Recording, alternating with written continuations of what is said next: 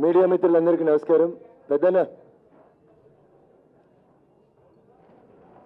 కొంచెం వెనక జరగండి. అక్కడ సీనియర్ రిపోర్టర్స్ ఉన్నారు, అక్కడ కళ్ళ కనబడలే ఉండండి. కొంచెం వెనక రండి.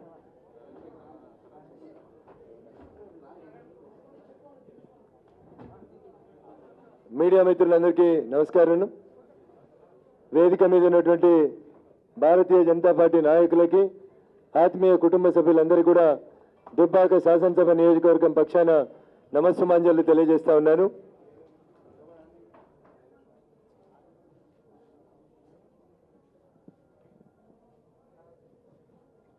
ఇటీవల ముగిసినటువంటి దుబ్బాక శాసనసభ నియోజకవర్గ ఉప ఎన్నికల్లో నన్ను గెలిపించి శాసనసభకు పంపించినటువంటి మా దుబ్బాక నియోజకవర్గ ప్రజలందరికీ కూడా శిరస్సు వంచి నమస్సుమాంజలు తెలియజేస్తా ఉన్నాను.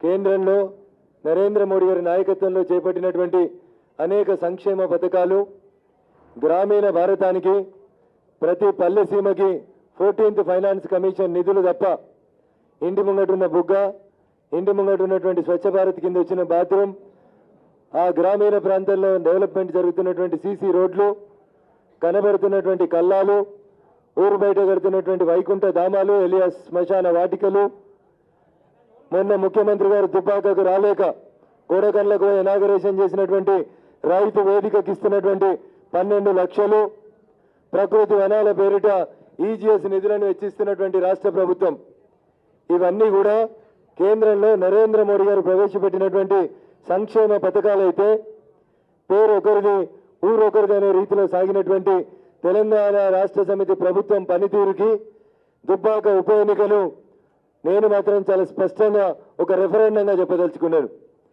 సిద్దిపేటలో చంద్రశేఖరరావు గారు పుట్టిన గడ్డలో, చంద్రశేఖరరావు గారు చదువుకున్న దుబ్బాక నియోజకవర్గంలో కాషాయ జెండా ఎగురుతుందంటే నాకు తెలిసి హాల్లో ఉన్నటువంటి మిత్రులు ఎవరు కూడా ఉప ఎన్నిక వచ్చిన తొలి రోజులలో అంగీకరించడానికి మానసికంగా ఎవరు సిద్ధంగా లేకుండ్రి. ఎవరో ట్రబుల్ షూటర్లని, ఎవరో ఎక్కడ ట్రబుల్ ఉంటే అక్కడ ఉంటారని, వారుంటే ట్రబుల్స్ అన్ని దూరం పోతాయని, వారే పార్టీ అని, పార్టీ వారని, వారుంటే సమస్యలు ఉన్నాయని చెప్పిండ్రు. ఇలా తెలంగాణ రాష్ట్ర సమితి నాయకత్వానికి వారు సమస్య అయినరా? సమస్య రూపంలో తెలంగాణ రాష్ట్ర సమితి వారిని బయటికి పంపించేందుకు ఇంకేమైనా కుట్ర చేస్తా ఉందో నాకు తెలియదు. కానీ భారతీయ జనతా పార్టీ నాయకులు, కార్యకర్తలు 7 సంవత్సరాల తెలంగాణ ఉద్యమంలో తెలంగాణ రాష్ట్ర సమితి నాయకుడు చంద్రశేఖరరావు గారు ముఖ్యమంత్రి అయిన తర్వాత ఇందిరా పార్క్ లేదంటే మౌనం కూరుకున్నారు. ధర్నా అంటే పొద్దుగా లేసి 5 గంటలకు అరెస్ట్ చేస్తే ఫేస్బుక్లో ఫోటోలు పెట్టుకున్నారు. అరెస్ట్ అని 2 పోలీసు వాళ్ళు ఇంటికి వస్తే స్టేషన్లో పోయి కూర్చున్నాం తప్ప ఏ రోజు కూడా పోలీసు వాళ్ళని ప్రతిఘటించాలనేటువంటి ఆలోచన ప్రజలకు గత 7 సంవత్సరాలుగా రాకుండా చంద్రశేఖరరావు గారు బాగా మంచిగా ఈవెంట్ని మేనేజ్ చేస్తూ వచ్చినారు. కానీ ఏ గడ్డనైతే జై తెలంగాణ అన్నదో, ఏ గడ్డనైతే చంద్రశేఖరరావు గారికి జై కొట్టిందో ఆ గడ్డ మీదనే పోలీసులకి మీరు కాకి యూనిఫామ్ కాకుండా పింక్ యూనిఫామ్ వేసుకొని పనిచేస్తామంటే బరాబరు నిలదీస్తాం, ఎదురిస్తాం, నువ్వు ఒక్కటంటే మేము 2 అంటామని చెప్పి సిద్దిపేట గడ్డ మీద పోలీసులను అదిరించి బెదిరించి భారత రాజ్యాంగ విలువల్ని కాపాడేందుకు పనిచేసినటువంటి మా కార్యకర్త బంధువులందరికీ కూడా మరోసారి నేను శిరస్సు వంచి నమస్సుమాంజలి తెలియజేస్తా ఉన్నా. పోలీస్ కమిషనర్లు చట్టాలకు అతీతులు కాదని చెప్పి నేను మళ్ళొక్కసారి కూడా చెప్తా ఉన్నాను. Hyderabad police commissioner, Rachakonda police commissioner, Siddipet police కమిషనర్లు తామే మొత్తం చట్టం తెలిసినటువంటి వ్యక్తులుగా అనేక సందర్భాల్లో చట్టాలను తుంగదోకలు చెప్పి సెక్షన్ 100 సిఆర్పిసిని పూర్తిగా చదవకుండా ఏదో ఎస్ఓటి పోలీసులట సెర్చ్ చేసే అధికారం ఉందంట, పట్టపగలు మాత్రమే సెర్చ్ చేస్తారంట, సెలెక్టెడ్ బళ్ళు మాత్రమే సెలెక్ట్ చేస్తారంట, సెలెక్టెడ్ వ్యక్తుల ఇళ్లను మాత్రమే సెలెక్టెడ్గా సెర్చ్ చేయమని ఉందంట. నేను అడుగుతా ఉన్నా, మీ బ్యూరోక్రాట్ల ఇళ్లలో మరి సెర్చ్ చేసే అధికారం ఉందా మీకు? సెర్చ్ చేస్తే ఇదే పద్ధతిలో సెర్చ్ చేస్తారా? సెర్చ్ నోటీసులు ఇవ్వకుండా 100 సిఆర్పిసి ప్రొసీజర్ని ఫాలో కాకుండా సామాన్య ప్రజల్ని వేధించేందుకే మీకు యూనిఫామ్ వచ్చిందా అనేది నేను ఈ సందర్భంగా పోలీసులు అడుగుతా ఉన్నాను. పోలీసులు ఏకపక్షంగా, నేను మళ్ళీ చెప్తా ఉన్నాను, I'm sorry to use these words, కాకి యూనిఫామ్ వేసుకున్నటువంటి మిత్రులందరూ కూడా నేను సవినయంగా విజ్ఞప్తి చేస్తా ఉన్నా. 3 సింహాలను రిప్రజెంట్ చేయాల్సిన మీరు ఎక్కడో ఒక దగ్గర దేనికో ఒకదానికి కాంప్రమైజ్ అయి అధికార పార్టీకి అనుకూలంగా వ్యవహరిస్తున్నారనేటువంటి అపప్రద మీ మీద వస్తుంది. దయించి దాని నుంచి బయటికి రావాల్సిందిగా, రాజ్యాంగాన్ని పరిరక్షించాల్సిందిగా, చట్టాలను పరిరక్షించాల్సిందిగా పోలీసు ఉన్నతాధికారులకు విజ్ఞప్తి చేస్తా ఉన్నాం. మీరు ఒక నిజాన్ని మర్చిపోతున్నారు. భూమి గుండం ఉంటుంది. ఈ రోజు మేము చీకట్లో ఉండొచ్చు. ఈ రోజు మీరు ఎవరికైతే సెల్యూట్ కొడుతున్నారో వాళ్ళు వెలుతురులో ఉండొచ్చు. 12 గంటల తర్వాత భూభ్రమణం మీకు తెలుసు. మేము వెలుతురులోకి వస్తాం, వాళ్ళు చీకట్లోకి పోతారు.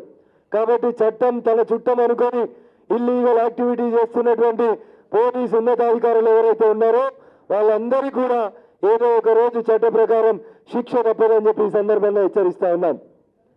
ఈ రోజు ఎన్నికల కోడ్ ఉందని, నిబంధనలు ఉన్నాయని మా మీద కొత్త కొత్త కేసులు పెట్టి ప్రజా ప్రాతినిధ్య చట్టాన్ని తుంగలో దొక్కి డెకాయిటీ కేసులు పెడతాం, ఇంకో కేసులు పెడతాం, కార్యకర్తల్ని నిర్బంధిస్తామంటే ఖచ్చితంగా మీరు చేసేటువంటి తప్పుడు పనులని ఒక చట్టం తెలిసినటువంటి వ్యక్తిగా అడ్డుకుంటానని చెప్పి కూడా ఈ సందర్భంగా ఆ పోలీస్ కమిషనర్లు అందరూ కూడా చెప్తా ఉన్నాం.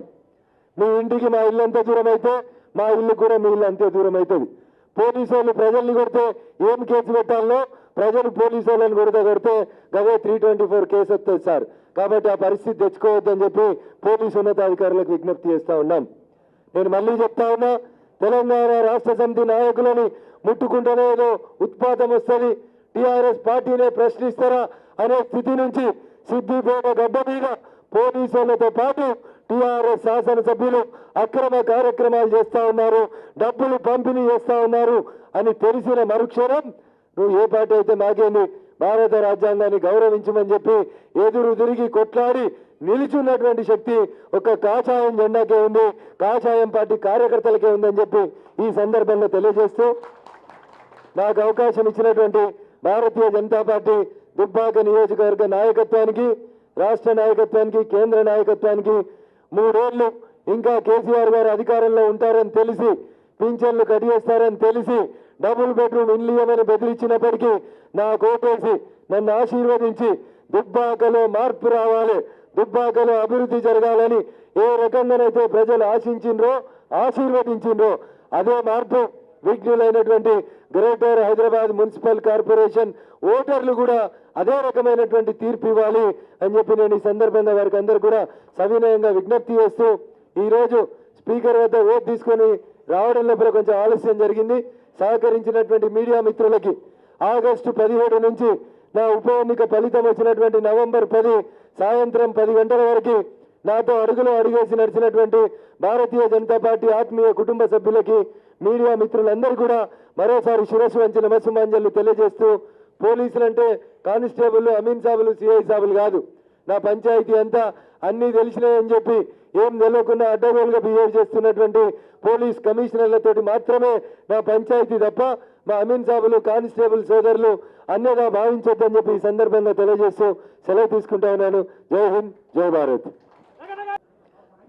जैसा सिद्दीपेट, जैसा गजवेल, जैसा सिरसिल्ला को पैसा जा रहा वैसे ही पैसा दुब्बाक आना बोल के पूछना चाह रहा हूँ मैं. He is the chief minister for 119 assembly constituencies. He is not the chief minister for Gajwel assembly constituency. I'll tell you one example of our district, Siddipet district. Siddipet, Gajwel and Dubbak, these are the 3 assembly constituencies under Siddipet district. Special development funds which were given to the district of Siddipet, almost 600 crores of rupees were given from 2014 June to till date to the Siddipet district. Out of the 600 crores that were given to Siddipet district, 434 crores were taken to Gajwel assembly constituency.